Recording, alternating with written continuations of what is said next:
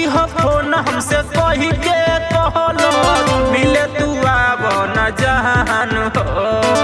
रहनी नादान हम बुझियो न पवनी कहलो तो ओकर अरमान हो। सखी हो फोन हमसे कही के कहलो मिले तू आब न जहान हो। रहनी नादान हम बुझियो न पवनी कहलो तो ओकर अरमान हो।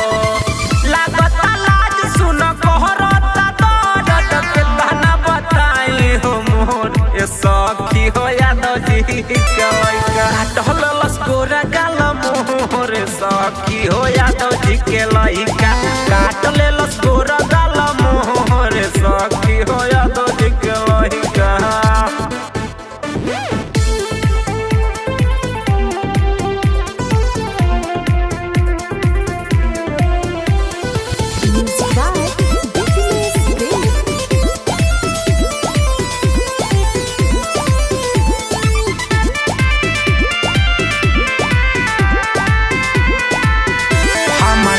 नया लहंगा सखी रहे बड़ा महंगा हम जानत न रहनी कदी लहंगा के महंगा।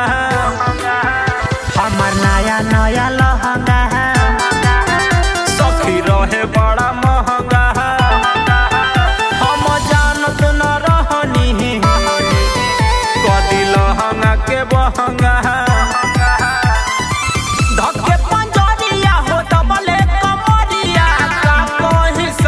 अब मोर सखी हो यादव जी के लइका काटल लस्कोर गाल मोर सखी हो यादव जी के लइका काटल लस्कोर गाल मोर सखी हो यादव जी के लइका।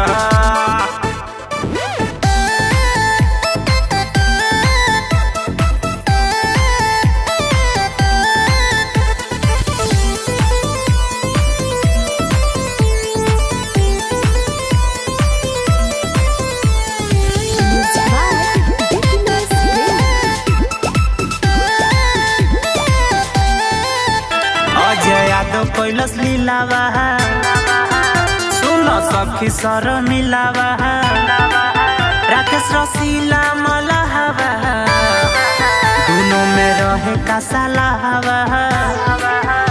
अजय यादव कैलस लीलावा कि सुन सखी सर मिलावा राकेश रसीला मलहवा दोनों में रहे का सलाहवा।